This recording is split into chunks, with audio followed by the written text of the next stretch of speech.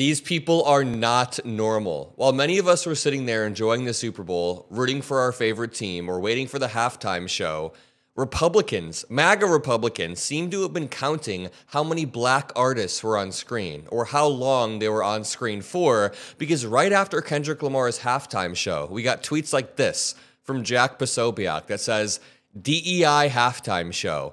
I mean, dude, at that point, you might as well say the N-word if you're going to get that close. DEI halftime show, what does that even mean? Kendrick Lamar is a Grammy award-winning artist who has been doing this for decades now. He has been a star since what, 2005, maybe 2007? I don't know what DEI means in this context other than just the N-word. We have a bunch of other tweets like that. Someone said, this halftime show was rejected at the ballot box. Hashtag Super Bowl. And the implication here is that rap music or that black culture was rejected and that the 2024 election was somehow a referendum on Kendrick Lamar's music.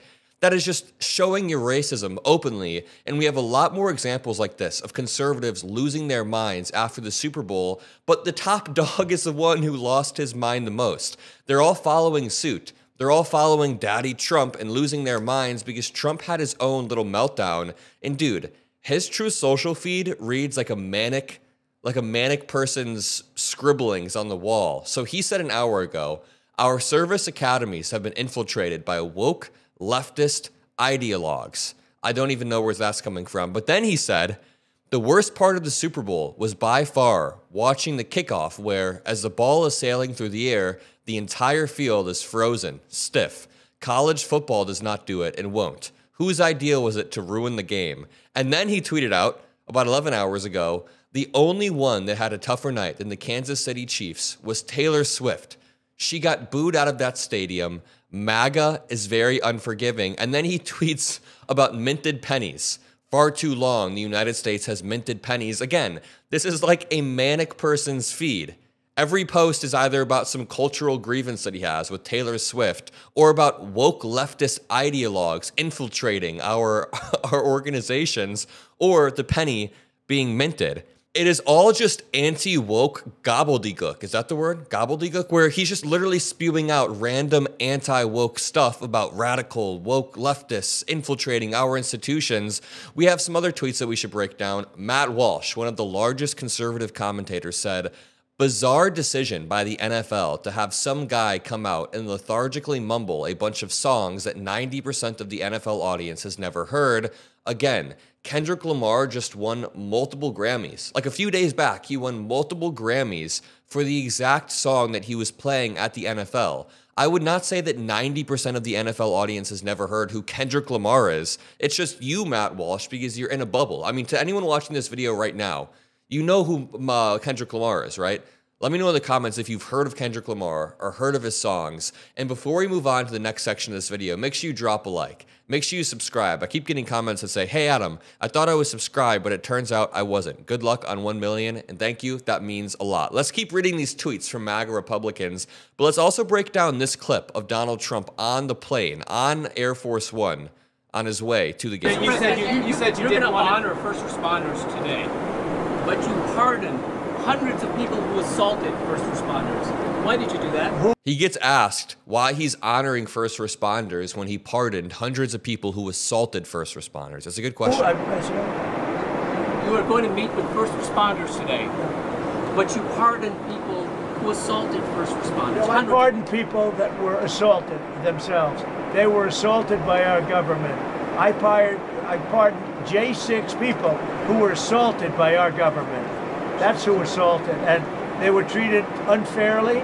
There's never been a group of people in this country, outside of maybe one instance that I can think of, but I won't get into it, that were treated more horribly than the people of J6. So, no, I didn't assault. They didn't assault.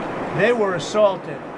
Nobody in our country, he's saying, nobody in the history of our country has been treated as poorly as the January 6ers. What about black Americans who were drug over here against their will and then forced to work for hundreds of years? Also, How many times do I have to debunk this January 6th thing? It's like we live in an upside-down world, but every single January 6th insurrectionist had due process, had access to a team of lawyers. They had the same exact resources that anybody else would have, and if you think that they were treated poorly in prison, that is a reflection of our prison systems themselves, not how these people were uniquely treated poorly, because they weren't. There are many January 6ers who came out and said, hey, I was treated well by my probation officer, by the person who was taking care of me. I've seen these stories written, so Trump is just absolutely BSing. Our country didn't assault these J6ers. That is some weird Orwellian twist. These January 6ers assaulted our democracy. Let's go to this next clip of Donald Trump. Sir, can you tell us about your conversation with Vladimir Putin? Sir, can you tell us about your conversation with Putin? Trump has asked. I don't want to do that now. We're trying to end that war. It's a war that would have never happened if I were president. Do you guys know what an NPC is? Trump is literally an NPC. It means non-playable character, or somebody in a video game who is not being controlled. They just are background characters with a limited amount of lines that they can say over and over. They have 3 or 4 lines that they revert back to. That is Trump. When Trump says the war never would have happened, nobody's ever seen a war like this, it never would have happened if I was a president, he is being an NPC. He is being a video game character who has pre-written dialogue trees that he can't escape from, because he never actually gives any unique insight into the war or how he's going to end the war. All he does is say, it never would have happened if I were the president, or nobody's ever seen any prices like this before. Let's go to this final clip, then let's go back to the Super Bowl. Why do you want to be chairman of the Kennedy Center Board? Because I want to make sure it runs properly. We don't need woke at the Kennedy Center. We don't need, some of the shows were terrible. They're a disgrace that they were even put on. He said, we don't need woke at the Kennedy Center, and some of the shows were terrible. Now he gets asked after this, have you actually been there? Have you seen any of the shows? And he says no. So I'll be there until such time as it gets to be running right. Have you seen any shows there? How do you know they're terrible? I didn't go. No, I got reports it was so bad I didn't want to go. There was nothing I wanted to see. Thank you very much, everybody. He said he hasn't even been there. He just knows the shows are bad. Okay, let's end this off with a little bit of cultural commentary regarding the Super Bowl. We have one more from Buck Sexton, who said, Trump needs to sign an executive order banning Kendrick Lamar from ever doing another halftime show. End wokeness. One of the largest right-wing accounts on Twitter said, rap is not music, and I die on this hill. Now, there's a few reasons I could be mad. Number one, Kendrick Lamar does call out pedophiles in his song that he performed yesterday at the Super Bowl. Maybe that is why they're all quite uncomfortable. But on a serious note, Kendrick Lamar is literally a cultural icon. He won a Pulitzer Prize. He's won multiple Grammys, multiple multi-platinum albums. This dude is a cultural icon, and the fact that conservatives, number one, don't really know who he is. Number two, think he's a DEI halftime show pick, just shows how these people are so out of touch with current culture. And it also makes it even more sad that we lost the election to people who are this effing out of touch with culture. But at the end of the day, it's not even about the Super Bowl. It's not even about Kendrick Lamar in particular. Yes, they probably do harbor some racist feelings towards Kendrick, but it's about control. It's about controlling the narrative, and it's about stirring up these feelings of hatred. It's called rage baiting. They are trying to rage bait people into being angry at Kendrick Lamar for one reason or another. Not even Kendrick. They're trying to make people angry at rap culture, is what they'll call it on Twitter, what conservatives will call it. They want to keep wedging these culture war issues. Make sure that people are so enraged about the culture war, or about Kendrick Lamar, or about the songs that he's playing, or the fact that he's a young black dude who is worth hundreds of millions of dollars. They want you to be more mad about that than the fact that Trump can't lower prices, the fact that Trump's tariffs will likely nuke the economy, the fact that Trump is alienating the U.S. and wants to invade Panama, Greenland, Gaza,